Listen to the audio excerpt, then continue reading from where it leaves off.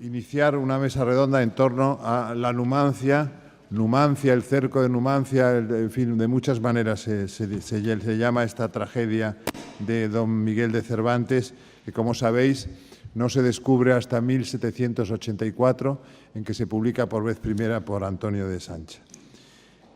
Contamos en la mesa con una serie de personas que van a abordar el tema de la Numancia de Cervantes desde muy diferentes perspectivas.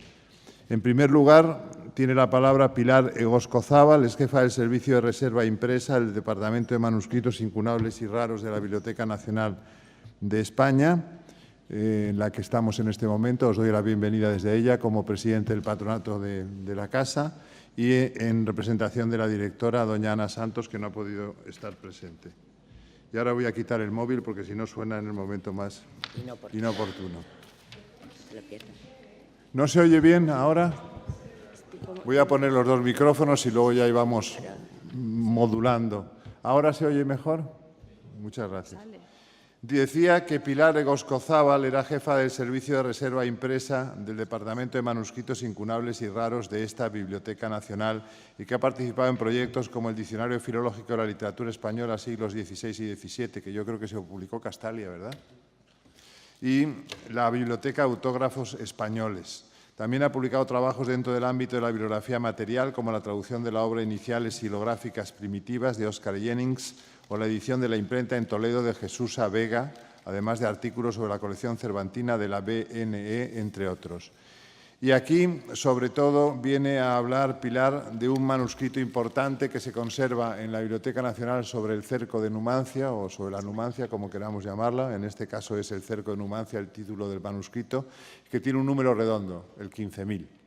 Pilar, cuando tú quieras. Bueno, yo voy a hablar del manuscrito 15.000 y de más cosas que han ido surgiendo alrededor del manuscrito 15.000. Espero que me dé tiempo porque somos muchos y muy poquito tiempo. Voy a intentarlo, de todas formas. En principio, situar ese manuscrito dentro de la colección cervantina, que es una colección que alcanza las 26.000 piezas en todos los materiales, monografías, revistas, audiovisuales, manuscritos, pero y que hace 2 años, a propósito del 4º centenario de la muerte de Cervantes, intentamos y conseguimos poner accesible en línea y además digitalizar un buen número de estas piezas. De esta celebración quedaron 2 instrumentos, 2 herramientas que a mí me parecen útiles y bonitas, que son el portal de Cervantes en la BNE y otro portal dedicado a los Quijotes, a las ediciones en castellano y a todas las traducciones que tenemos. Hablo de solamente los libros de la colección cervantina alcanzan más de 14.000 obras de y sobre Cervantes en las 2 principales colecciones, Cervantes y Cervantes Sedó. Luego hay más obras repartidas por toda la biblioteca. Dentro de esta colección vamos a situar la Numancia. La Numancia es, ya se sabe de sobra, de las obras que el propio Cervantes cita en el prólogo de 8 comedias y 8 entremeses nuevos o en la adjunta al Parnaso. Las obras que se conservan únicamente son el Trato de Argel, la Numancia y la conquista de Jerusalén, que parece que su atribución ya está casi asignada. Eso ya los especialistas que me corrijan, pero ya se está editando a nombre de Cervantes. En la biblioteca tenemos ejemplares de esta primera edición de Antonio Sancha, con grabados. En este caso es un grabado ay Dios mío, de la Cruz, Manuel de la Cruz, uno de los grabadores contemporáneos de todos aquellos grabadores que participaron en una de las joyas tipográficas del siglo XVIII, el Quijote de Ibarra. En este caso es el Quijote de Sancha y en este caso el viaje al Parnaso de Sancha. Sancha es uno de los impresores más importantes del siglo XVIII, que editó a los clásicos y editó a Cervantes. En este caso, es gracias a él cuando nos llega por primera vez este viaje del Parnaso, que él corrige y habla del viaje al Parnaso. ¿Qué ocurre con esta obra? Sancha editó la obra, pero no mencionó nunca en qué original manuscrito se había basado. El manuscrito en el que se basa Sancha fue localizado por Cayetano Alberto de la Barrera, un personaje del que voy a hablar a continuación un poquito más. Él descubrió que estaba entre los fondos del bibliófilo Sancho Rayón. Sancho Rayón tenía este manuscrito que supuestamente Meléndez Valdés había entregado a Sancha para la edición, y a partir de ahí el manuscrito se había perdido. Cuando Barrera lo localiza en los fondos de Sancho Rayón, da la noticia y dice: es la primera vez que tenemos acceso a este que se demuestra que fue realmente el original de imprenta que utilizó Sancha. Pero el manuscrito se vuelve a perder. Se vuelve a perder porque a la muerte de Sancho Rayón la biblioteca pasa al Marqués de Jerez de los Caballeros y acaba en la Hispanic Society of America. Y allí lo vuelve a encontrar Rodríguez Moñino en 1962. De manera que ese manuscrito es el que luego, a partir de 1962, obviamente, se tenía como modelo para hacer las ediciones del viaje de la Numancia y del Trato de Argel y del viaje, no, de la Numancia, perdón. Pero bueno, no ha sido así siempre. Las ediciones se han basado mayormente en esta edición impresa, que parece ser un error, porque la edición no fue muy cuidada. Sancha inventó mucho, añadió mucho de su propia cosecha, pero lo que importa es que a partir del 62 ya tenemos ese manuscrito, que es el manuscrito de la Hispanic Society, no es el nuestro. A partir de entonces ya tenemos una fuente para editar la Numancia, que es este manuscrito, lo que considera todo el mundo que debe ser, en su mayoría, corregido con otro manuscrito que tenemos aquí en la biblioteca, que es el manuscrito 15.000, el de la fecha el de la asignatura tan redonda. Este manuscrito lo compró Cayetano Alberto de la Barrera, compró este y 8 más a un librero en 1852, y parece ser que, con toda seguridad, es una copia de una copia de Actor. Esto nos remite a de qué manera se transmitía el teatro del siglo de oro, en este caso de finales del siglo XVI, porque la copia puede estar escrita en las últimas décadas del siglo XVI. Aquí vemos que es un manuscrito típico, una copia típica con un título, una rúbrica al final, al principio, el reparto de los actores, escrito a 2 columnas. Eran todos de esta manera. Las copias de Actor hacen que se relacione este manuscrito con otra de las grandes colecciones de la biblioteca, la colección de teatro del siglo de oro, muy rica en copias manuscritas y copias de Actor o papeles de Actor también. ¿Qué pasaba cuando un autor escribía una comedia y la daba a la compañía teatral para que la representara? El manuscrito, el autor entregaba su manuscrito, autógrafo o no, o puesto en limpio por un copista, al director de la compañía, que guardaba el original en sus archivos. A partir de estos originales se hacían las copias para los actores. Podía ser una copia de la obra completa o una copia de la parte que iba a representar el actor. En este caso sería una copia del manuscrito de autor completo. Este manuscrito lo compra Barrera. La Barrera es muy cuidadoso siempre con sus libros y añade notas manuscritas muy detalladas sobre la historia de cómo llegó ese libro, cómo lo compró y curiosidades sobre el libro. En este caso, él supone, ahí está escrito por él, que probablemente fue Lope de Vega el que pudo encargar la copia de esos manuscritos, porque él dice, Barrera dice, ya que había plagiado el Trato de Argel en Los cautivos de Argel, pues su intención sería plagiar también la Numancia. Eso dice la Barrera en 1852. Entonces, bueno, ahí creo que algún seguidor ha tenido la teoría, pero no, supongo que no. Lo de la copia del Trato de Argel parece que, bueno, que algo puede haber, pero ese ya es tema de los expertos, no mío. Bueno.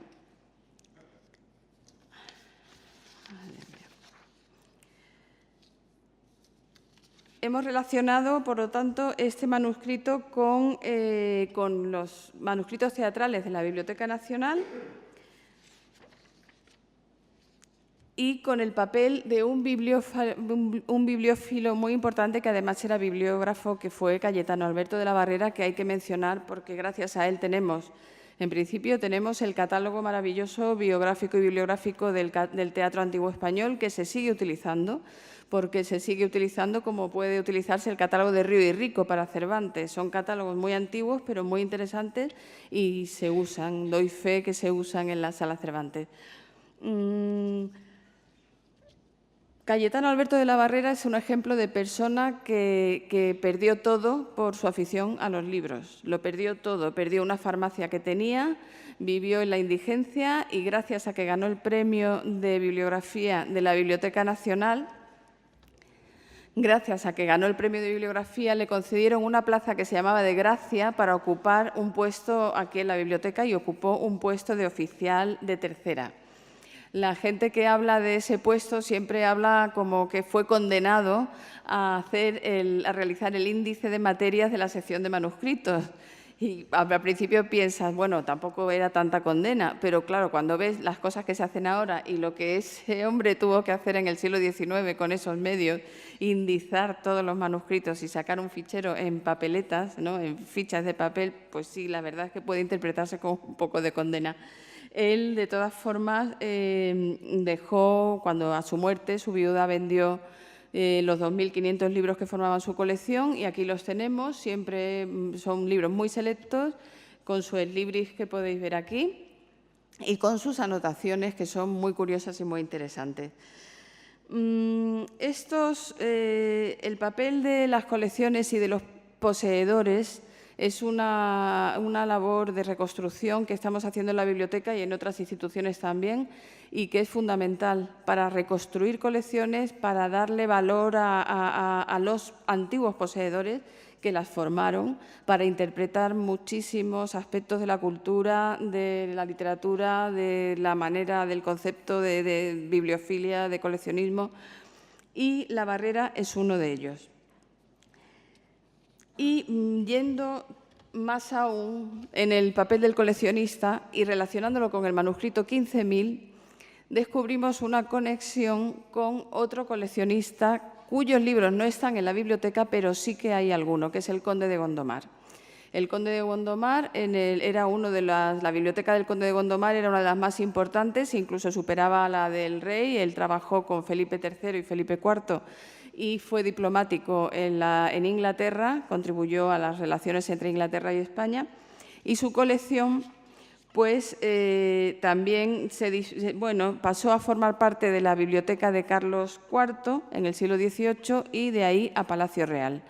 ¿Por qué traigo a colación al Conde de Gondomar? Ya hemos hablado de La Barrera, ahora el Conde de Gondomar. Los dos son antiguos poseedores que han dejado sus colecciones y en este caso hay una relación con el manuscrito 15.000 y con la Numancia.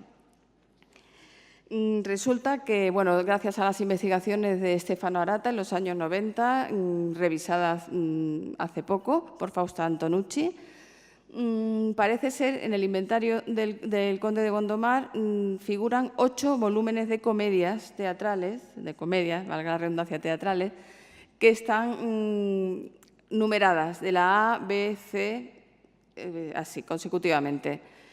Y él realizó un estudio codicológico de los manuscritos que teníamos aquí, de ese manuscrito 15.000 y de los 7 más que había comprado La Barrera, de otro códice que tenemos aquí y que casualmente lleva en el lomo la encuadernación, en el lomo pone Comedias A, luego puede ser uno de esos volúmenes del Conde de Gondomar, y los 2 que se conservan en Palacio Real.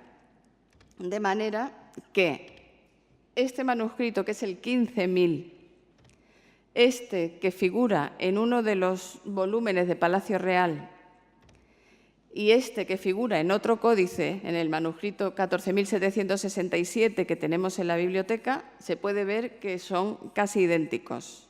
Él lo reconstruye y afirma que el tomo que tenemos nosotros y la Numancia, que figura en el manuscrito 15.000, pueden pertenecer a esos tomos que están perdidos del Conde de Gondomar.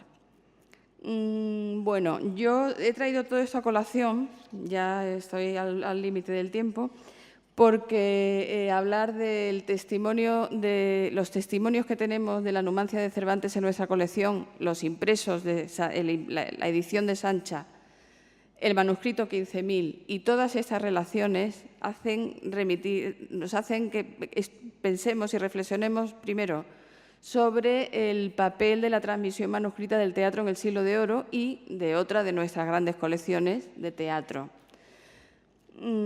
Por otra parte, el valor de las piezas dentro de la colección de Cervantes y la colección cervantina que ya tenemos a disposición de todo el mundo, afortunadamente. Antes estaba también a disposición de otra manera.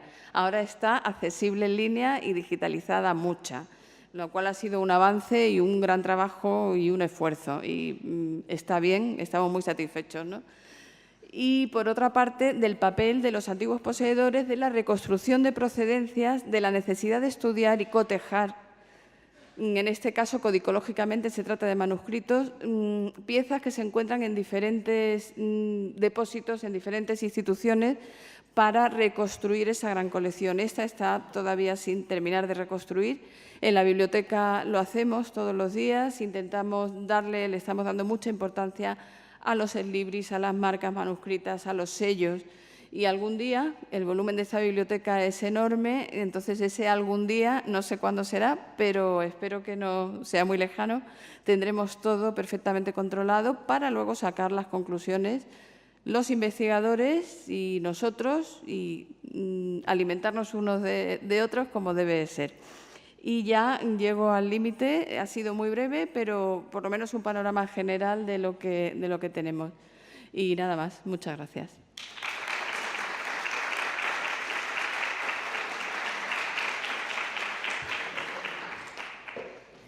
Muchísimas gracias, querida Pilar. La verdad es que nos has dado una lección espléndida de ciencia biblioteconómica y nos has informado cumplidamente acerca del manuscrito 15.000, que es básico, como acabamos de ver, junto con el manuscrito Rayón, que está en la Hispanic Society para la edición del texto de Numancia, ¿no? Quiero cederle la palabra a Alicia Mariño, que es abogada y doctora en Filología Francesa, profesora de la UNED, y que ha pasado de la filología francesa a la española pues de una manera muy airosa, porque es una persona inteligente y cualquier persona inteligente vale para todo, y evidentemente Alicia cumple todos esos requisitos. Ya digo que no es la primera vez que adapta una obra de teatro para la escena. Lo ha hecho también con Priestley, con una obra tan importante como El tiempo y los Conway, y también sobre un espectáculo sobre la vida de San Agustín basado en las Confesiones, de modo que es su tercera incursión en el género de adaptación teatral. Alicia, por favor, tienes la palabra. Gracias. Hola, buenas tardes a todos. Pues yo creo que lo que vamos a hacer es a ver si intentamos llevar una conversación entre los tres, porque incluso en el periodo de adaptación nos resultaba complicado. Sí que puedo empezar, si os parece, a vosotros dos, es bueno quizás si eso contar qué hicimos en un comienzo. Pues bueno, uno se documenta, sabe, se mete un poco en la historia del texto, del momento de Cervantes, de lo que supuso, de en qué momento se queda un poco fuera de órbita, no se vuelve a saber nada de ello, y cómo lo resucitan, por así decir, los románticos, lo importante, cómo lo reivindica también Goethe, Schlegel. Bueno, y a partir de ahí se hace una lectura, cada uno de nosotros hace una lectura completa del texto dramático. Después de eso tenemos una puesta en común y luego, ¿qué os voy a decir un poco así en general? Luis Alberto lo ve en verso. Juan Carlos Pérez de la Fuente lo ve en imágenes, estoy hablando en metáfora. Y yo lo veo también en el sentido de las cosas, con una gran preocupación, porque ese lenguaje que resulta tan complicado, es decir, para un estudioso, bien, pero eso va a ir al teatro, eso hay que hacerlo para que la gente lo entienda. Entonces, una de las cosas era, es decir, cuando Cervantes escribe esta obra, está hecha para el pueblo, y para que el pueblo la entienda y la haga suya. Entonces, el trabajo, la verdad, se presenta como muy comprometido, porque ahí, entonces, hay que hacer una adaptación con letras grandes. Y así empezamos el trabajo. ¿Qué es lo que a mí, que creo que también a mis compañeros de desvelos, nos pasó? Pues para mí lo más importante, que además lo ha comentado Luis, hay ahí todo un ensalzamiento nacionalista, a partir de la toma de Numancia, de esa salida absolutamente épica y heroica, y cómo el ciudadano del momento, el español, se puede ver reflejado y puede ver la lucha. Pero también había otro lado, es decir, la España del momento, la España de ese espectador en primicia de la obra de Cervantes, es un espectador, es un español que asiste a lo que es el Imperio español. Estamos en la época máxima del Imperio. En 1566 se ha revelado Flandes. En 1567 el duque de Alba va para allá y, o sea, se trata de entender que es una guerra justa, pero que hay que imponer el orden a toda costa. Luis, también lo has anotado un poco, o sea, se trata de sitios, el sitio contra los rebeldes. Hay varios en distintos lugares de los Países Bajos. Y bueno, eso está por un lado.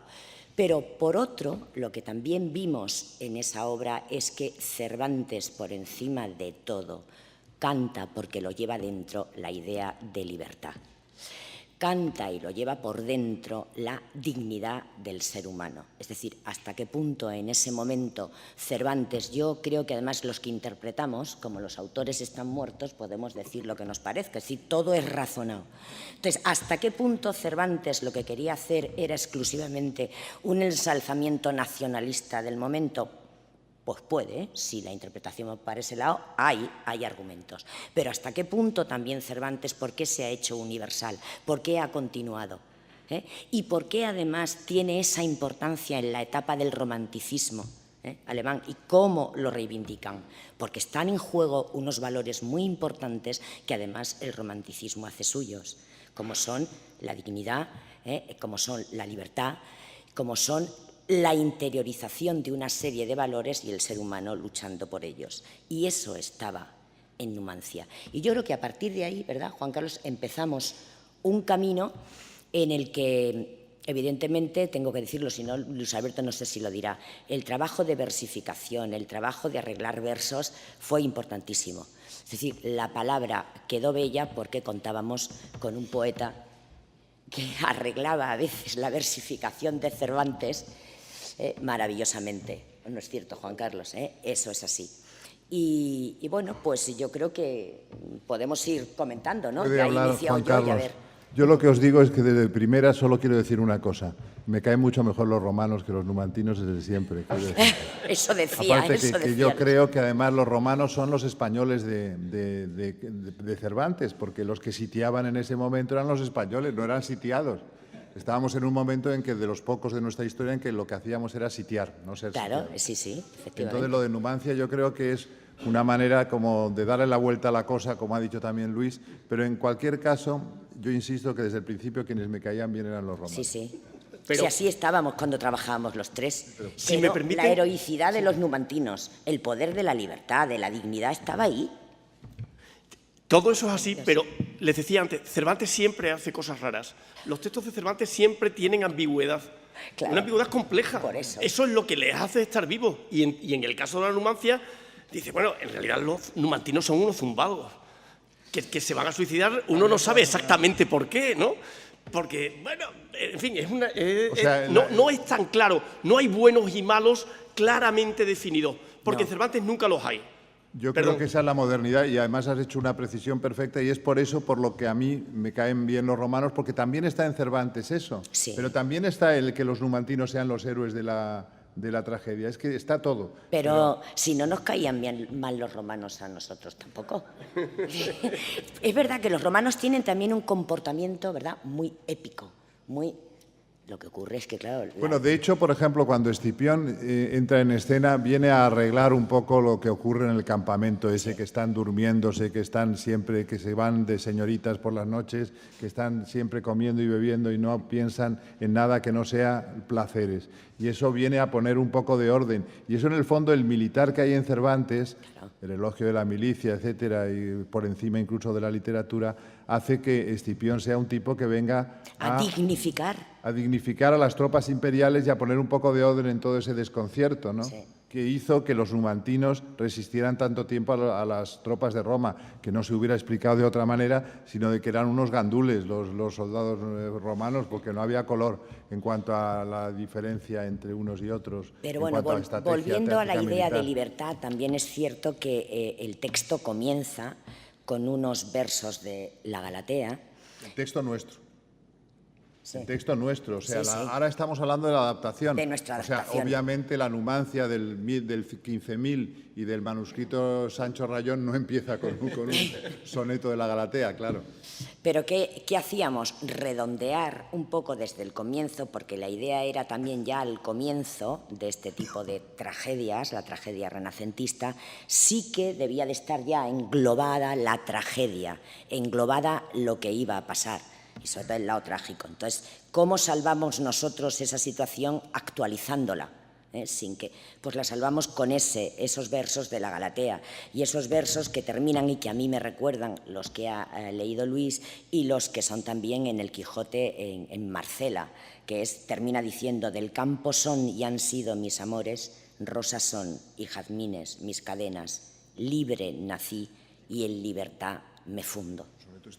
Ya vamos encaminando el texto hacia ahí. Evidentemente, ¿cuántas horas podría durar, Juan Carlos, la representación del texto tal cual? Si no lo hubiéramos adaptado, hubiera podido ser 6 horas. Y por comprensión, hubiera sido imposible para el espectador del siglo XXI. Bueno, pues venga, vamos a poner un poco de orden en todo esto. 2016, mejor dicho, 2015. ¿Me nombran? No me nombran. Saco un concurso para dirigir el Teatro Español y en el programa mío artístico va el gran homenaje que creo que un teatro público, porque estamos hablando de un teatro público, no de la empresa de Enrique Cornejo, no, de un teatro público que tiene como público, que es unas responsabilidades frente al Teatro Español, aunque ahora mismo brille por su ausencia. Bien, en ese programa empiezo primero encargando una versión a Fernando Arrabal, que está en París, de Don Quijote. Bueno, lo que me hizo fue lo que me hizo, de tal manera que cuando yo saqué ese concurso, con 8 personalidades del mundo del teatro como jurado, dije lo que voy a decir ahora. Mirad, montar a Cervantes siempre te va a ir mal. Y sin embargo lo monto. Esto no es una historia de vencedores. Si quieres vencer y triunfar, monta a Lope, a Calderón, a Tirso. ¿Y entonces por qué hay que montar? ¿Qué pasa? ¿Que eres masoquista? No. ¿No estamos ante el mejor dramaturgo? No lo estamos. ¿No estamos ante el mejor poeta? No lo estamos. Sin embargo, 400 años después, puedo afirmar y afirmo que es un dramaturgo imprescindible, el más moderno de todos. Lo digo y lo demuestro. Bien, entonces, había elegido encargar a Fernando Arrabal. Aquello fue dificilísimo y casi me pego una castaña de la que no me levanto, porque no nos olvidemos de esta frase: el teatro siempre se escribe en presente. Nosotros no somos un museo, nosotros todo lo que no conecte con la realidad no tiene nada que hacer en un teatro. El teatro siempre es presente. Bien, y vamos a Numancia. La cantidad de compañeros y compañeras que me habían llamado a decir: estás enfermo, estás mal de la cabeza, no se le ocurre a nadie. Cervantes se ha montado en el siglo XX, hay 3 montajes que están ahí como pilares. El de Alberti, en un Madrid sitiado, en un Madrid tomado en plena guerra civil. El de Tamayo, porque ya ahora empieza el de Tamayo, ya ha ganado la guerra Franco, y Tamayo le piden desde el Pardo: oiga, haga usted, no seamos menos que la izquierda de este país. Y entonces en Mérida, en el Festival de Mérida, hace una versión, bueno, hay miles, pero miles, caballos, yo qué sé. Bueno. Pero siempre en momentos de guerra o preguerra o No, posguerra. Porque en 1808 se montó también en Madrid. En 1815 también. Y en la posguerra española, una paz de dictadura, pero paz. Y llega Miguel Narros al Español en el 67 y hace una de nazis. Y pone a los romanos como nazis. Bueno, y ahí estamos nosotros en 2016 diciendo que vais a contar. Entonces, vamos a afirmar rotundamente. Lo que sucedió es que, por desgracia, lo que a mí como director del Teatro Español me sucedió se convirtió en numantino y tuvo más éxito la vida que el teatro. Y eso es terrible.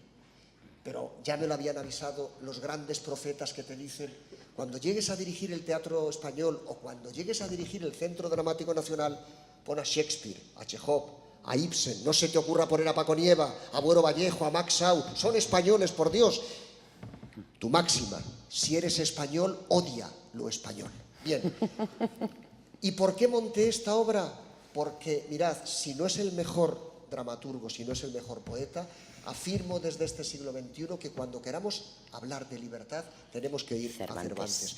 Cuando queramos hablar del hombre más moderno que nos llega al siglo XX, lees a Bertolt Brecht y está ya todo Cervantes, está en Bertolt Brecht. Esos personajes que mis compañeros y compañeras no se atreven a poner en escena porque creen que son personajes manidos, esas morales, personajes de España, el río Duero. Esos personajes nosotros iniciamos con ellos, un hombre y una mujer, en el presente, en la Plaza de Santa Ana, con Podemos en el Ayuntamiento de Madrid.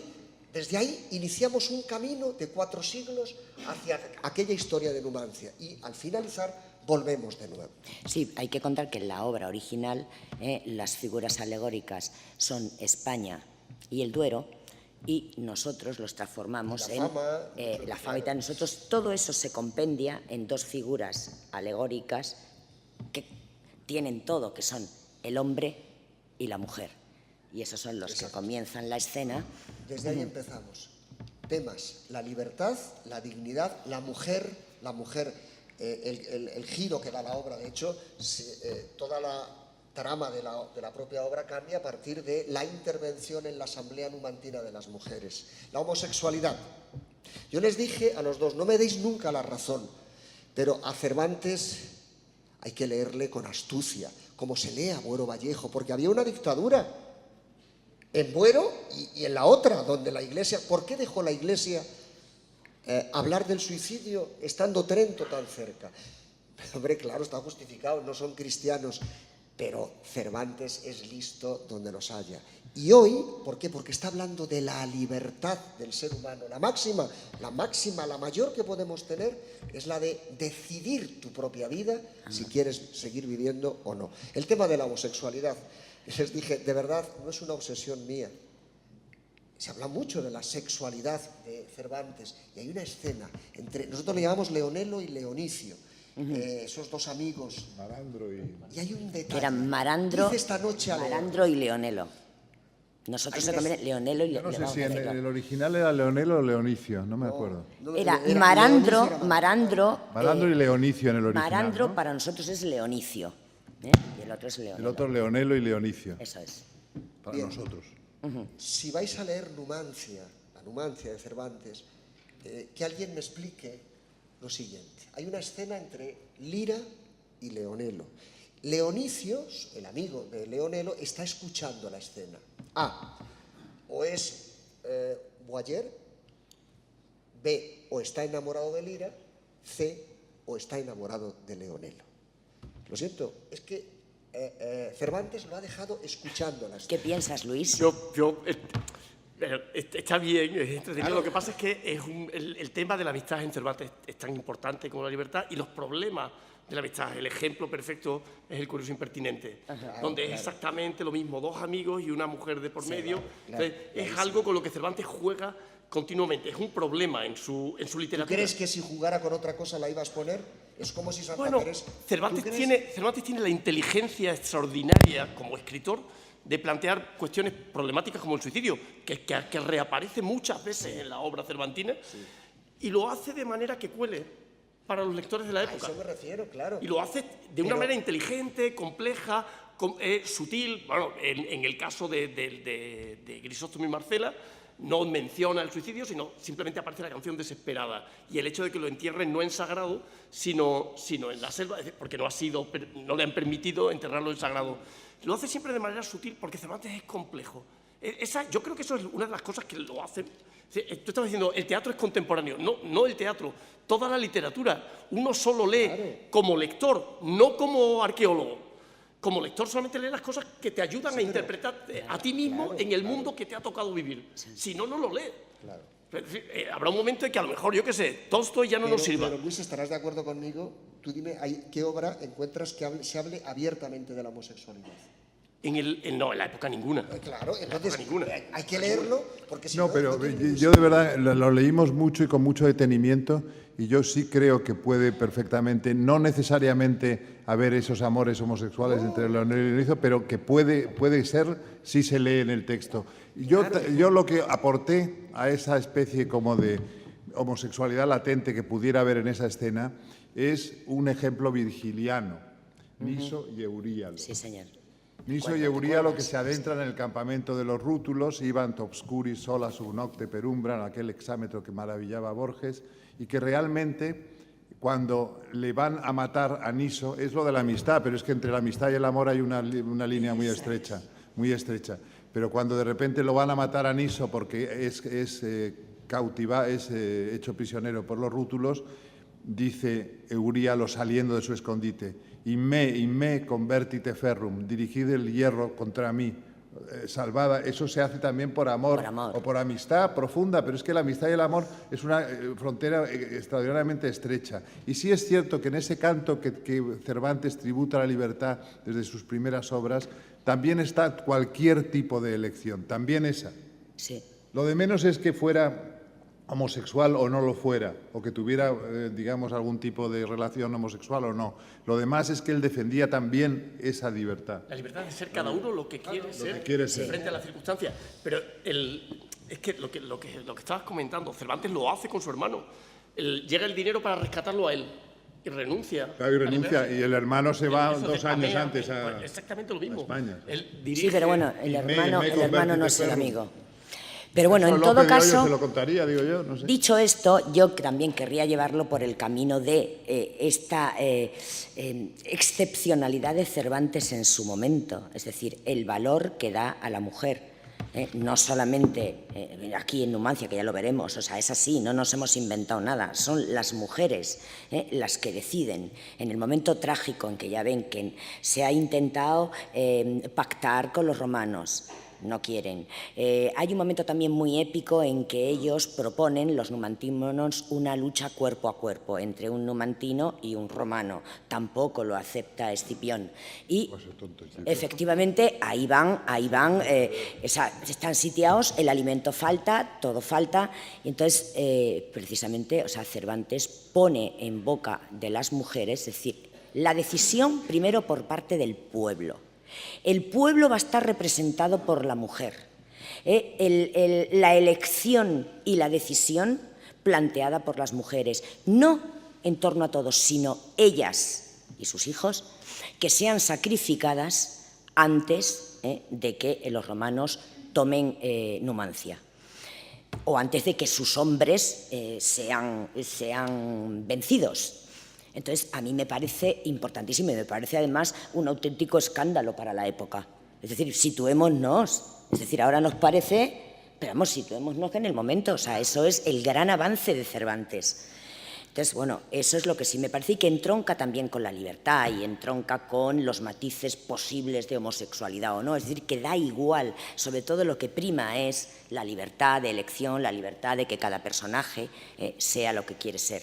Y bueno, ya lo tenéis también tú que has citado tanto a Marcela, ¿no? O sea, ya es sorprendente el papel que le da a la mujer en cuanto a elección de su propio destino, en varios relatos en el Quijote. En el Gallardo Español ocurre exactamente lo mismo. Un grupo de mujeres españolas en la toma de Orán es la que sale a decir, bueno, nosotras también queremos, como personaje colectivo, las mujeres de Orán salen en defensa. O sea, es decir, al pueblo lo va a representar el colectivo de mujeres. A mí eso ya me parece un avance increíble. Están en 2 sitios también. Eso es, y en más sitios. Y fundamental, los muros, las vallas, los cercos, ahí sí que entrábamos directamente, paradójicamente, con la situación que España, Europa, está viviendo, ¿no? Al revés, de cómo se podía perfectamente hacer una lectura de aquellos numantinos encerrados. Pasan 4 siglos y la vieja Europa está encerrada en sí misma, no dejando entrar a nadie que perturbe esa paz y esa libertad tan preciada. Y ahí aparece lo revolucionario, lo paradójico, que quien echó a Numancia del teatro español hayan sido aquellos que defienden que caigan los muros de Europa. Podemos, rotundamente lo digo. Pero donde esté Cervantes va a haber contradicción y paradoja. Siempre no hay una lectura lineal, como la hay en Lope, en Calderón. Aquí no. Pero por eso es eterno. Entonces, estos son los pilares que me llevó a saber, no tengo un pelo y sé perfectamente los arreglos que había que hacer. Y precisamente porque había mucho que reconstruir y jugar desde la visión, no versión, visión primero para el siglo XXI, llamo a Luis Alberto y Alicia, a un poeta, sobre todo para decir, no tengamos miedo, porque con Cervantes dice, no. A ver, en estos tiempos que se hacen obras como Esto no es la casa de Bernarda Alba o Nuria, creo que Rey Lear, ¿de qué no estamos hablando? Pero no nos vamos a permitir los españoles, una vez más, en esta ocasión, terrible ocasión, porque el 400 aniversario de Cervantes, y lo digo desde este sacro lugar, a nivel teatral pasó sin pena ni gloria. Y lo poco que se hizo, los acontecimientos políticos se lo cargaron. O sea, una vez más, Cervantes, en su tierra, a la que amó hasta la extenuación, se le denigra, se le echa de los escenarios. Nada más que voy a hablar de los escenarios. Cuando se terminó el año, me llamaron a ver si asistía a los actos de clausura del 400 aniversario y les dije que no me tomaran el pelo. A los ministros, ¿por qué? Hombre, no podemos ser una vez más un país que celebre en un gran acto el final de un acontecimiento olvidándose de los 364 días que había que poner a Cervantes de verdad, a ras de suelo del siglo XXI. Ante esa realidad, y ahora estoy viviendo, me llamaron de Soria, me llamó la familia Marichalar, querían volver a poner Numancia en el 2150 aniversario de los acontecimientos de Numancia. El 133. En el Ministerio de Cultura no se había constituido la mesa. El ayuntamiento no tenía dinero y una vez más Cervantes se queda en el buen dormir de esta casa, pero desde esta casa no se dialoga como se tiene que dialogar en el teatro. De tal manera que aquellos que sois cervantistas y que os gusta el teatro de Cervantes, os pido que día a día, cuando os encontréis con alguien que tenga poder, le digáis, queremos ver a Cervantes. ¿Por qué? ¿Porque somos unos masocas? No, porque Cervantes, aparte del Quijote y de muchas otras cosas, hizo un teatro que no regaló, como regaló Lope y Calderón y Tirso, al oído de los poderosos tantos y maravillosos versos. Dicho esto, me callo. Hicieron una labor los dos maravillosa, con valentía. Hubo polémica, claro. Continuamente, claro. El buen teatro no es el teatro que alaban los reyes, los ministros, no, es el buen teatro que crea controversia. Y Cervantes la creó toda su vida. Y esos 2 años que dirigí el teatro español, si de algo me honro, es haberlo hecho al lado de Cervantes, Cervantes Arrabal y después Cervantes y Numancia. Ya no digo más. Buenas tardes. No, has sé, has estado perfecto. Y lo único que hay que decir también que todas las adaptaciones previas se han hecho incluso en verso y muy bien en verso. Por ejemplo, está la de Alberti, dos versiones, la del 37 y la del 42-43 en Losada, que lo hizo en Montevideo, la estrenó. O, por ejemplo, José Emilio Pacheco, el poeta mexicano, que también hizo una versión. Pero, curiosamente, la única versión que respeta profundamente y en todo momento los metros tradicionales es esta. Claro. Y es la más libre de todas. La más libre. Pero al mismo tiempo, métricamente, es absolutamente justificada. Pero, en todo yo momento. lo voy a decir, tú no. Pero porque, yo sí por lo voy a ejemplo, decir. José Emilio Pacheco pues, y Alberti, de repente las octavas, se les olvida que son octavas y ponen cualquier otro metro. No, y lo que es más terrible, el gran triunfo de Numancia no fue el nuestro. Fue una versión que se hizo en Mérida en prosa. Y he visto, de verdad, en serio, y sobre todo porque cuando se hace con dinero público, yo que he sido el director que más años ha estado en los teatros públicos españoles, tenemos que tener una... Vamos a ver, no se puede poner a Cervantes, Numancia de Cervantes, en el siglo XXI, en prosa. Críticos todos alabaron, qué bonito. Y dices, Cervantes, donde quiera que estés, que no se revuelvan tus huesos. A ver si va a ser verdad lo que dice The Times ayer. A ver si seguimos siendo esta panda de flamencos tontos y absurdos que solamente damos gritos en las tabernas y tiramos y escupimos. Eso dice The Times ayer. Ayer. De verdad. Entonces, siente uno dolor. ¿Cómo no vas a sentir dolor? La gente dice, no, tu Numancia no la viste. Claro, se la cargaron, pero vimos la de prosa. Y ahí lo tenéis, lo podéis ver en YouTube. No hay derecho. Decía... Esto se haga desde esta tierra. ¡Hala! Bueno, le tomo la palabra yo. No importa.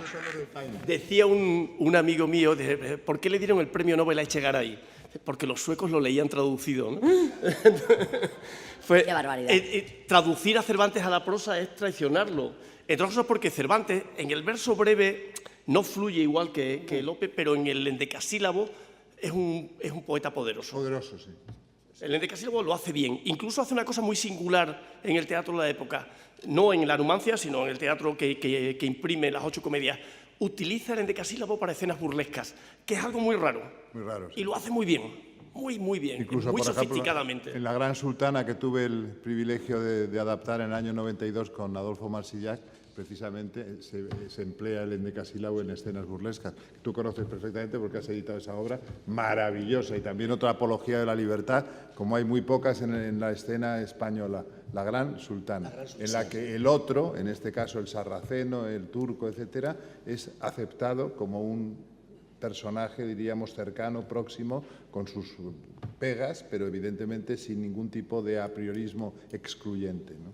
Bueno, yo como tengo a mi derecha y a mi izquierda dos señores muy discretos, tengo que decir, con respecto a la versificación, pues eso, lo que ha dicho Luis Alberto, que es una versión más libre, es una versión adaptada al espectador del siglo XXI, sin perder la esencia de la obra, pero vamos, la perfección métrica es impresionante. Se mejora Cervantes en muchas ocasiones.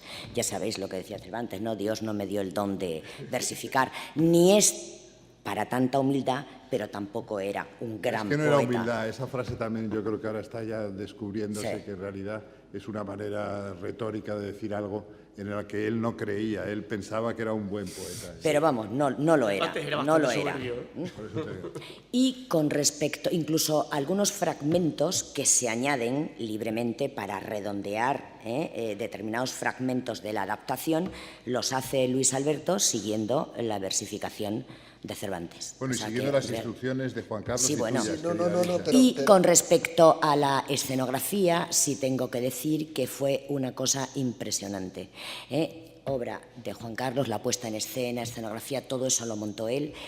Yo sí quiero deciros que vi el teatro en pie y que en cada representación la gente se ponía en pie. Gente preparada, gente universitaria o metida más en estudios, les gustó. Y sobre todo a mí lo que más me llenó de emoción es que gente del pueblo, no dedicado al estudio ni al análisis de los textos literarios, dramáticos ni de manuscritos, estaban fascinados. Entonces, Recuerdo una persona muy allegada a mí que me decía, yo no soy culta, pero ¿cómo vas a ser culta? Da igual. Dice, pero me ha fascinado, a mí me gusta entender las cosas. Entonces, creo que en ese momento, cuando la gente lo entiende, cuando la gente se emociona y cuando la gente le vibra el corazón, creo que uno ha conseguido algo. Eso lo consiguió Juan Carlos, quizá la palabra también, las adaptaciones y los pensamientos, algo también tuve yo que ver en eso, pero creo que el arte por encima de todo es emoción. Y esta obra, llevada a la escena por Juan Carlos, realmente yo lo presencié, emocionó. No hubo una noche en que el público no se emocionara y no se pusiera de pie. Estamos hablando del mejor director escénico que hay ahora en España y no es que sea amigo mío, que también lo es. No te pases, no, y te pueden oír. No, tú cállate. Sí, voy a decir que ha dicho algo incorrecto. En ningún momento considero, como director de escena, que fuera una versión libre, ni mucho menos. Era una versión tan sencilla como empezar en el presente. Fíjate, tanto se ha hablado, porque se han escrito ríos de tinta, porque han pasado muchas cosas con la puesta en escena. Cervantes, en el recorrido que hace el río Duero, llega hasta el presente, empieza en Numancia y llega hasta el presente de Cervantes. Pues hombre, lo normal es que se llegara, si tienes un gran poeta, llegaras hasta el presente nuestro. Se hablaba de la guerra civil, se hablaba de la guerra civil. Se hablaba de la llegada de la democracia, se hablaba de la llegada de la democracia. Y ahí la gente se ponía nerviosa y dices, pero bueno, vamos a ver, si Cervantes fue libre para que al contar una historia que había sucedido en el siglo segundo antes de Cristo, ¿cómo es posible? Y él hace un recorrido a través de estos personajes que son modernísimos porque van comentándote, o sea, acercándose a ti, eso que luego Bertolt Brecht, el distanciamiento, el teatro didáctico, va a hacer en el siglo XX. Que por hecho hay un homenaje en la obra, hacemos un homenaje a Brecht. Bertolt Brecht, claro, con la guerra y tal, ¿no? O sea que si Cervantes ha hecho eso, resulta que nosotros, hombres y mujeres del siglo XXI, no podemos traerlo hasta nuestro presente. Pero es que habéis hablado de Franco, no de Franco, hemos hablado de la dictadura. Claro, eso es el teatro. Y yo me pregunto, ¿pero qué nos pasa? Podemos ver a Shakespeare, puestas en escena de Shakespeare, haciendo cosas alucinantes. Pero hay amigo, como toques a Cervantes. Primero que le toques, ¿no? Por eso os voy a asegurar algo aquí, me voy a apostar con vosotros. A mí jamás me nombrarán director de la Compañía Nacional de Teatro Clásico, porque voy a decir esta frase que no es mía, pero es que creo en ella. Es tan libre, y la palabra libertad es compleja, Cervantes, que un día escuché decir a un catedrático de Asturias que Cervantes no era soluble en agua bendita. Está bien, Me puse a leer todo Cervantes y dije, ole, ole y ole, tienes razón. Aquel hombre que vivió con muchas contradicciones, pero es un perdedor aparentemente. Han tenido que pasar los siglos para que digamos, cuidado con Cervantes, y que por lo menos desde esta casa y desde el Paraninfo de la Universidad Complutense de Alcalá, todos los años Cervantes nos emocione porque un poeta del mundo, poeta masculino o femenino, llevará ese nombre con orgullo de tener el premio Cervantes. Pero a nivel teatral, España se ha portado muy mal. Repito, muy mal, y digo 3 veces muy mal para que se cuadre ya el círculo mágico.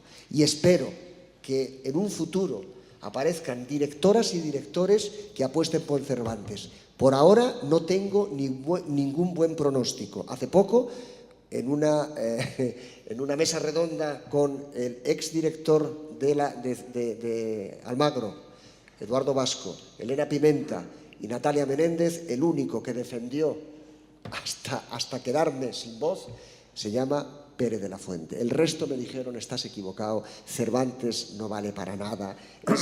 Entonces dije, ¿sabéis una cosa? Que como de español de a pie me da mucha pena que los que dirigís el destino del verso dramático teatral en España opinéis eso. Haced un mutis por el foro, chicos y chicas. Bueno, Juan Carlos, pasará. Yo tengo esperanza. Yo le iba a pedir a Alicia, aparte de que nos diera esperanza, que leyera algo un poco Sí. por puro narcisismo de nuestra versión, que no está en Cervantes, para que se siembre un poco, digamos, la semilla de la confusión. Bueno, Pero yo creo que un poco, efectivamente fuimos contaros. muy respetuosos con Cervantes. Yo todos los viernes en las sesiones de la Real Academia de la Historia tengo que soportar todavía reproches por la gente que invité a la ¿Pero quién te Numancia de reprocha? Cervantes. Pues que me reprocha que manejamos el texto de una manera, no voy a decir nombres ni apellidos ahora, pero... ¿Algún apolillao? Bueno, no importa. También, oye, hay opiniones para todo y hay que aceptarlas y ya está. Pero sí comentaros que el personaje, ¿cómo se llama el personaje? El que se tira por la torre.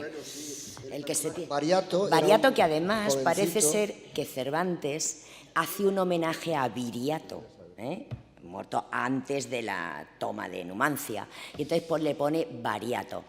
Nosotros lo que hacemos con Bariato es que recogemos el protagonismo de la decisión de las mujeres por el suicidio, y cuando ya no queda nadie, cuando ya no queda nadie en Numancia, ni mujeres ni niños, porque los han matado los hombres como les han pedido, y luego el suicidio general, entonces aparece nadie.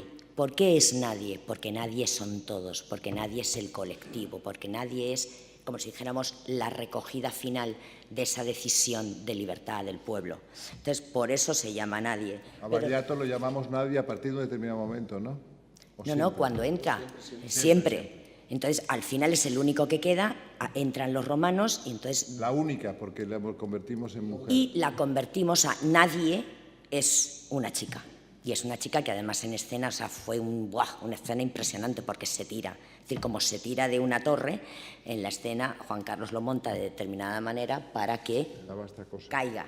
Impresionante. Entonces, os voy a leer unas palabras de nadie, unos versos, no todo porque es largo, y luego os voy a leer el final, porque al final vuelve la alegoría. Así como al principio empiezan el hombre y la mujer haciendo relación a la alegoría de España, el Duero y Fama y tal, todas las alegorías que contiene Cervantes, pues también la obra termina y recoge con las alegorías que van a ser personificadas en el hombre y la mujer.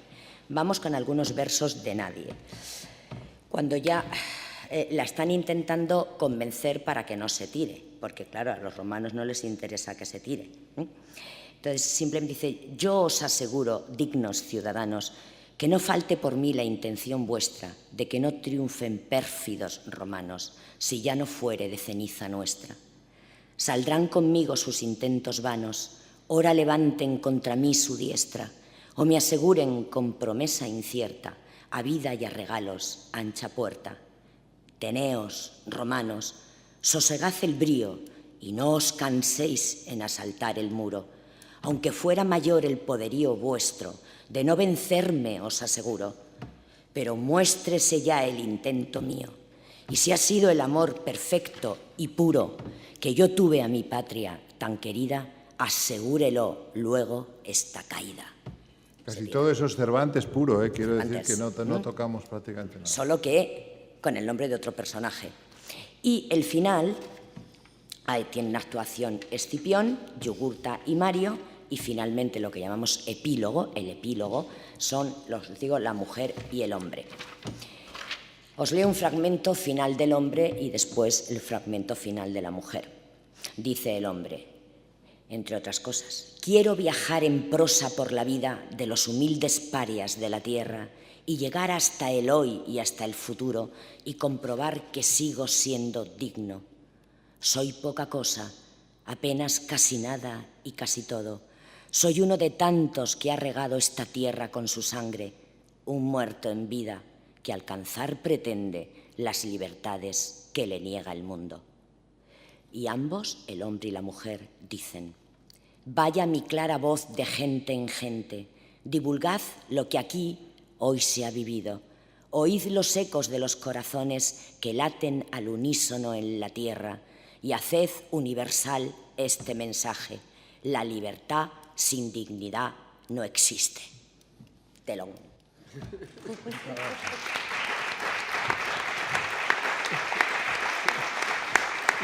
Y que no nosotros también, ¿no? Muchísimas gracias a todos los integrantes de la mesa. Yo no sé si hay tiempo, querido Sergio, de que haga alguien alguna pregunta, si quiere, del público, que tan atentamente ha venido. Sí, A ver, si alguien quiere preguntar. ¿Hasta qué punto Cervantes defiende la ideología de género? ¿Hasta qué punto Cervantes es feminista? ¿Hasta qué punto Cervantes es antifranquista? Me parece que eso es ir por un camino equivocado. Yo creo que un gran valor que tiene Numancia nos puede ayudar a conocer mejor a Cervantes. Se ha utilizado varias veces la palabra nacionalista, como si gracias a Numancia se hubiera descubierto que Cervantes era nacionalista. Y no era nacionalista, era patriota. Esta es una palabra que a nosotros nos da miedo pronunciar, pero que yo creo que es bastante exacta. Patriota no en el sentido de defender, de exaltar las victorias militares, sino patriota en el sentido de amar a su tierra y a su gente. Entonces, ¿en qué medida nos puede servir Numancia para entender mejor el Quijote? Yo creo que el Quijote podemos saber, gracias a Numancia, que contiene un mensaje para los españoles. Lo que hay en común en el Quijote antes y después de recuperar la razón es que era bueno. Y entonces le está diciendo Cervantes a los españoles, mira, no trates de cambiar el mundo, no trates de imponer la verdad y la moral a todo el mundo, quédate en tu casa, administra bien tu casa y sigue siendo lo que ha sido siempre, bueno. Entonces, si nos perdemos por todas estas cosas de si defendía o no defendía la ideología de género, nos vamos a perder esto, que es lo importante y lo fundamental en mi modesta opinión. Muchas gracias. Con lo que decías de la ideología de género, es cierto que estamos bastante hartos de ciertos excesos en ese territorio, pero en cualquier caso no hemos dicho en ningún momento que fuera feminista Cervantes, sino que tenía una especialísima sensibilidad para analizar al ser humano en su compleción y no en su pertenencia a un determinado sexo o a otro, que tenía una especialísima sensibilidad para la libertad y para la igualdad. Y eso es lo que queríamos Sí, poner sí. de Yo manifiesto. di una conferencia en el Barnard School en Columbia, en Nueva York, y una de las preguntas hablaba de las mujeres en el Quijote. Y una de las preguntas de una americana, una norteamericana, era el feminismo en Cervantes. Y le dije que en Cervantes no se podía hablar de feminismo, porque el feminismo no existía. El feminismo es una doctrina.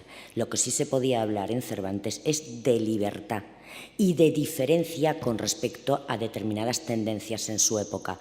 No era normal en determinados escritos dar esa importancia y ese protagonismo a la mujer que él le da.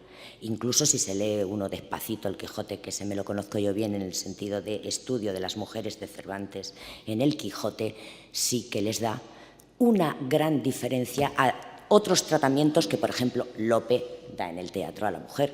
Es decir, eso está clarísimo. Y en ese sentido es rompedor, es diferente, quizá por eso sea un genio, y termino insistiendo en lo interesante que ha comentado Luis, en la ambigüedad, porque lo que es ambiguo es eterno, porque admite múltiples interpretaciones. Entronca con el mito. El mito es mito porque siempre está de continua actualidad por su posible interpretación.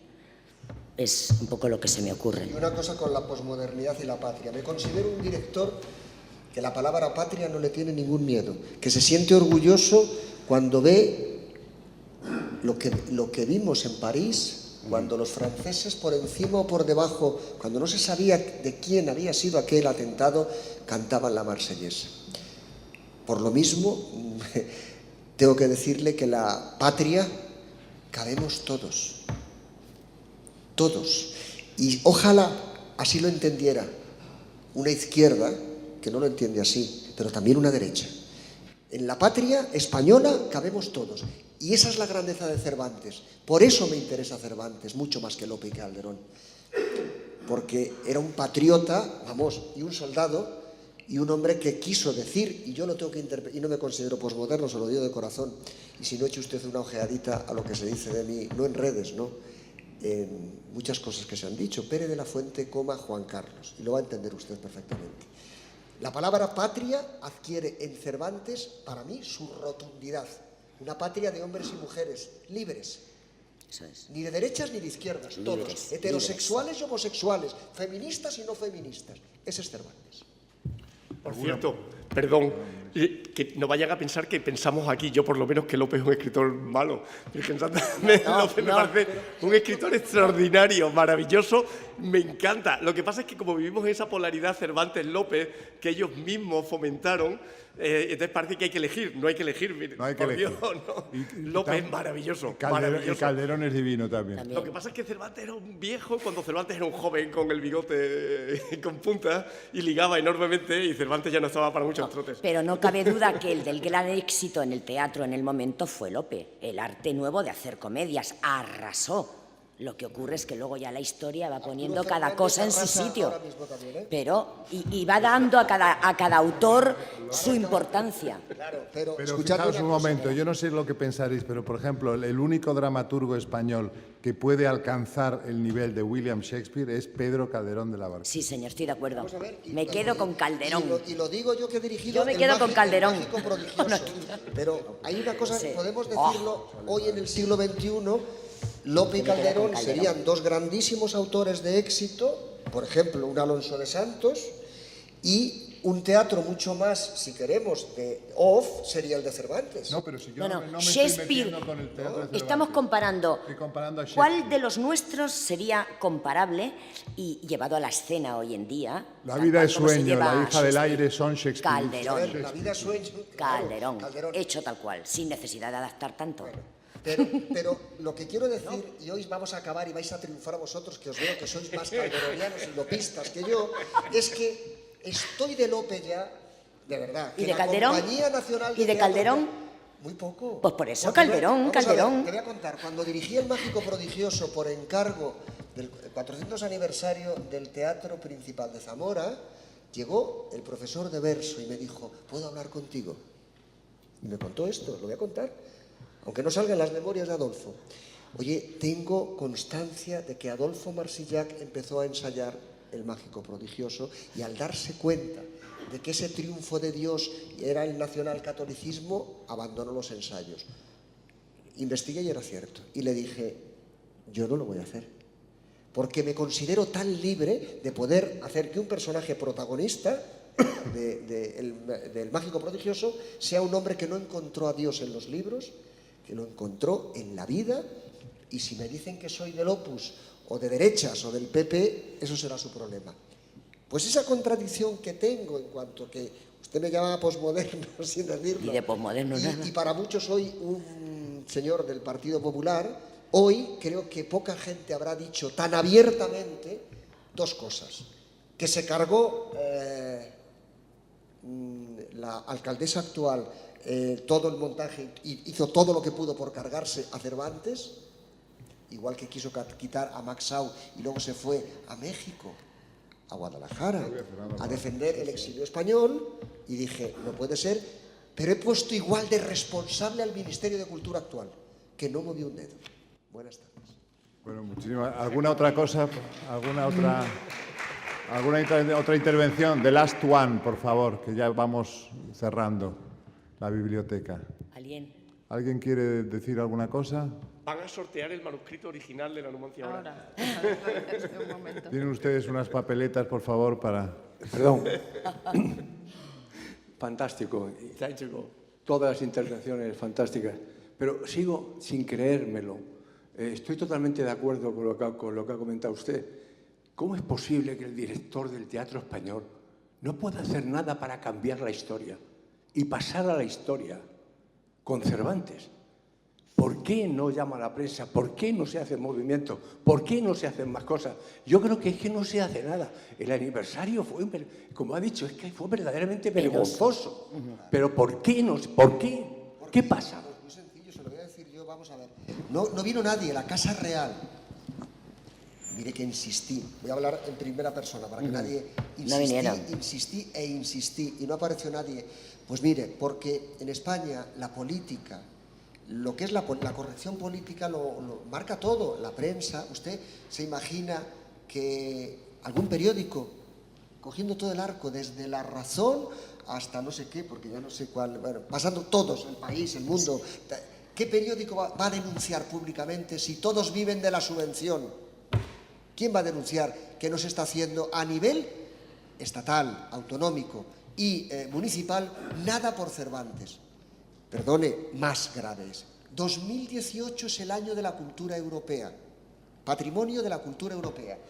Se supone que ya los ingleses se marchan y con ellos Shakespeare. El Brexit coge a Shakespeare. He pedido a todos y cada uno de los parlamentarios eurodiputados de todos los signos que defiendan a Cervantes y hemos intentado llevar Numancia no a un teatro de Bruselas, no, al hemiciclo. Y me dicen, ¿tú estás loco? A la comisión, a la sede de la Comisión Europea. ¿Me entiende? O sea, yo, por hacer todo lo que hice, usted sabe lo que es pedirle, por favor, al secretario de la alcaldesa que por encima de que ella y yo tuviéramos problemas, estaba Cervantes. Y que tenía que ver a Cervantes. No vino nunca. Pero así pasese usted la película por todos. Una vez más, Cervantes vuelve a ser lo que fue un incomprendido. Por los motivos, mire usted, me toca Pérez de la Fuente. Perdona, en México hay que decir, estuvimos con el ministro de Cultura de México, por esas cosas que coincidimos. Con Tovar y de Teresa, que ha fallecido hace muy poco de cáncer. Nos contó la cantidad de actos cervantinos que se hacían ese año, que eran... Pues eran como, por ejemplo, 1000 y pico versus 300 y pico en España. O sea, es que se te abren las carnes, pero eso... Por ejemplo, el año Shakespeare se inauguró con un artículo en toda la prensa británica y mundial del premier, entonces era Cameron, sobre Shakespeare. ¿Han leído ustedes algún artículo sobre Cervantes de nuestro premier o de alguien importante? No. Bueno, vamos a decir, al tocar este asunto, como director del Teatro Español me fui al Reino Unido, estuvimos con la Royal Shakespeare, con The Globe, con todos, para tratar de hacer, que se lo cargó Manuela Carmena, que la noche del 23 de abril, la noche de todas las noches, conectáramos con Londres, Berlín, Buenos Aires, Nueva York, que actores y actrices españolas desde la Plaza de Santa Ana interpretaran a Shakespeare y ellos interpretaran a Cervantes. Esa idea, que les pareció bien, y ahora os voy a contar el pequeño secreto que me he guardado porque ¿qué iba a hacer si salí llorando de allí? Dice, ¿qué vais a hacer el 23? Dice, pues mira, por el Támesis habrá una barcaza por cada uno de los textos de Shakespeare en drama, tragedia y comedia. Encargué a una de las compañías más importantes de teatro, que es La Zaranda, hacer esa noche un espectáculo único, y doña Manuela Carmena costaba 100.000 euros. Para que nos hagamos una idea, la ópera que estrena El Señor, de 4 actores, 4 cantantes, que estrena Boadella la próxima semana, ha costado $500.000 euros. Bien, eso costaba 100.000 y se me dijo que no. ¿Y qué me quedó? Me quedaba ir a un juzgado de guardia, pero no me lo admiten porque dicen, no podemos denunciar. Es un tema político.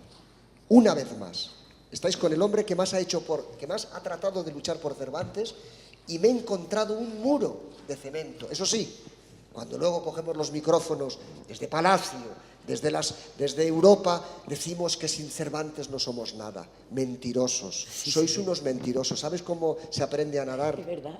Cuando se acaban todas las teóricas tirándote al agua, y si te ahogas, pues lo sentimos. Nadando.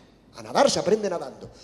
Para hablar de Cervantes hay que poner a Cervantes y no hacer con dinero público que Numancia se pasee por España en una versión, perdón, esta sí que es buena, en prosa. Bueno, en cualquier caso, lo que sí es importante y sí se ha hecho con dinero público, hay que también resaltarlo aquí, porque es positivo, es esa digitalización maravillosa de toda la página de Cervantes, de todos los fondos cervantinos de la biblioteca, que están ahora a disposición de todo el mundo, que es algo verdaderamente fantástico para la comunidad académica internacional y, desde luego, la nuestra, ¿no? De modo que tenemos que agradecer a Pilar Egoscozábal, a Luis Gómez Canseco, a Alicia Mariño y a Juan Carlos Pérez de la Fuente pues sus intervenciones, que han sido brillantísimas y que agradecemos desde la Biblioteca Nacional en lo que valen, que es muchísimo. Muchas gracias y viva Cervantes.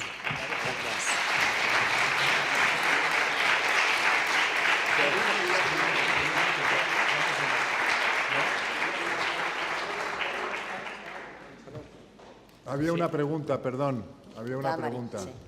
Una última pregunta, disculpen. Ya se había acabado. Yo simplemente felicitar a la mesa porque ha sido magistral las intervenciones y decir que yo creo que no está todo perdido.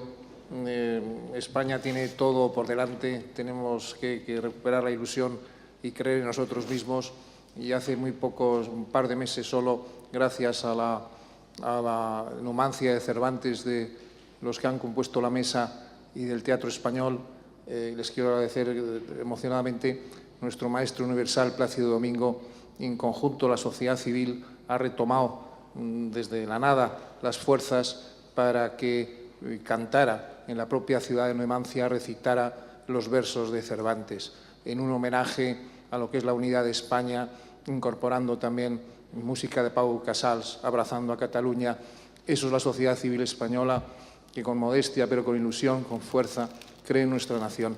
Yo soy un firme creyente de que entre todos lo podemos lograr. Muchas gracias. Pues no podíamos terminar con mejor alocución. Muchísimas gracias.